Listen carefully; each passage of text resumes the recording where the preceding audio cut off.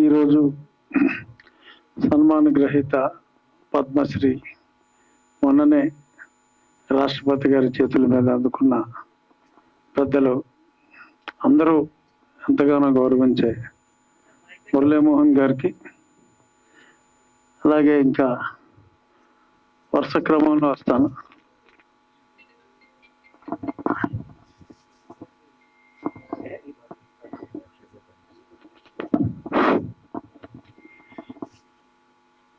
నేటి కథానాయకుడు, రాబోయే రోజుల్లో కనీసం శతచిత్ర నాయకుడు రామసత్యనారాయణ, మిత్రుడు, ప్రియమిత్రుడు అశోక్ కుమార్, ఇక్కడ రామారావు గారు, మిత్రులు రామారావు గారు, భగవంతుణ్ణి భక్తుణ్ణి అనుసంధానం చేసే మా కృష్ణ గారు,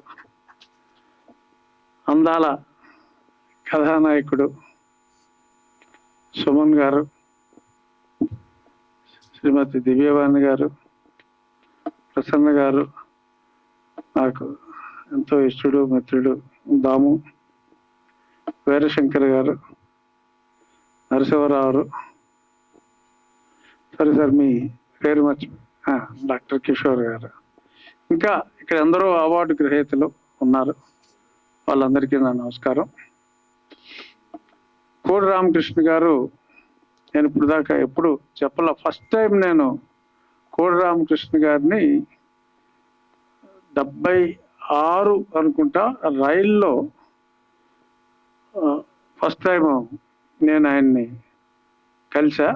అప్పటికి ఆయన ఎవరో ఎవరికీ తెలియదు, నాకు తెలియదు. ఫస్ట్ టైం కలిసినప్పుడు శివరంజని సినిమాకు దేనికో నేను దాసరి నారాయణరావు గారి దగ్గర అసిస్టెంట్గా పనిచేస్తున్నాను అని చెప్పి ఆయన చెప్పాడు.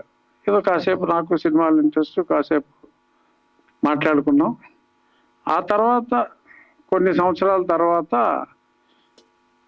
రాఘవ్ గారు సినిమా మొదలైనప్పుడు ఆ ఫోటో చూసి, అప్పుడు నాకు ట్రైన్లో కలిసిన ఆ కుర్రోడే, అంటే నాకన్నా పెద్ద ఆయన అనుకోండి, ఈ సినిమా డైరెక్టర్ అనుకుని, ఆ తర్వాత చాలా సంవత్సరాల తర్వాత ఆయన కలిసినప్పుడు నేను ఆ సంఘటన, రైలు సంఘటన కూడా గుర్తు చేసుకున్నాం. ఆయన 100 సినిమాల పైబడి, 125 గ్రేట్, 100 పైబడి తీసిన దర్శకులే 3-4 ఉన్నారు మన సౌత్ ఇండియాలో. ఆల్ ఇండియా లెవెల్లో అయినా సరే ఈ 4 ఉంటారు అనుకుంటున్నా. మరి అందులో కూడా సింహభాగం సూపర్ హిట్లు. ఫస్ట్ సినిమా సంవత్సరం, రెండో సినిమా సుమన్ గారిది కూడా, తరంగిణి కూడా సంవత్సరం. అలా చాలా సినిమాలు, ముద్దుల మావయ్య, కనీసం 4-5 సినిమాలు 1 year ఆడిన సినిమాలు, సూపర్ హిట్ సినిమాలు, ఎన్నో సినిమాలు ఆయన చేశారు. సరే, ఆయన హిట్ల గురించి ఎంత చెప్పుకున్నా తక్కువే. ఇక చెప్పుకోవాల్సిన వ్యక్తి నేటి కథానాయకుడు రామసత్యనారాయణ. చాలా ఆశ్చర్యం అనిపిస్తుంది, అసలు ఏంట్రా బాబు, అసలు మామూలుగా సినిమా బడ్జెట్లో తీయాలి అంటే కేరళ వాళ్ళని చూస్తాం మనం. చాలా రిచ్గా ఉండే సినిమాలు కూడా 3 కోట్లలో తీస్తారు. వాళ్ళు 3 కోట్లలో తీసే సినిమా ఈయన 30 లక్షల్లో తీస్తాడు. అసలు సీక్రెట్ చెప్పను, అంటే 30 అంటే కొంచెం ఎక్కువ వేసి చెప్పానండి. అసలు చాలా చాలా చాలా అంటే ఇప్పుడు 300 కోట్లు పెట్టి సినిమా తీసి సూపర్ హిట్, ఎపిక్ హిట్ అని 20-25 పోగొట్టుకుంటున్నారు చాలామంది. కానీ ఆయన ఏదైనా 1-6 సినిమాలో పోయినా ఆ సంవత్సరం తీసిన వేరే సినిమాల్లో ఈ 2 అయ్యేటప్పటికీ ఆయన వేరే వ్యాపారాల్లో ఏమన్నా నష్టపోయాడేమో తెలియదు, కానీ సినిమా వ్యాపారంలో నష్టపోని వాళ్ళే ఒక 5% ఉంటే, ఇన్ని సినిమాలు తీసి నష్టపోయిన వాళ్ళు 1-2% కన్నా ఉండరు. ఈయన ఖచ్చితంగా భగవంతుడు ఆయనకి ఆయురారోగ్యాలు ప్రసాదించాలని కనీసం 300 సినిమాలు అయితే ఆయన గ్యారంటీగా తీస్తాడు. ఆ మోడర్న్ థియేటర్స్ కానీ మా మిత్రులు రామానాయుడు గారు అందరూ 150 లోపే ఆగిపోయారు. 300 సినిమాలు తీసిన వ్యక్తిగా రామ సత్యనారాయణ గారు ఉండాలని, ఆ ఫంక్షన్ మళ్ళీ మా మురళీమోహన్ గారు, సుమన్ గారు అందరూ కూడా, ఎందుకంటే ఆయన ఎక్కువ టైం తీసుకోడు, మనకి ఇబ్బంది లేదు. సంవత్సరానికి ఒక 20-25 అందులోనూ ఇప్పుడు ఏఐ కూడా వచ్చింది. ఆయన అసలు చిరంజీవి గారు యాక్ట్ చేసిన సినిమా యమకింకరుడు టైటిల్ని యమకింకరుడు రిటర్న్స్ అంట.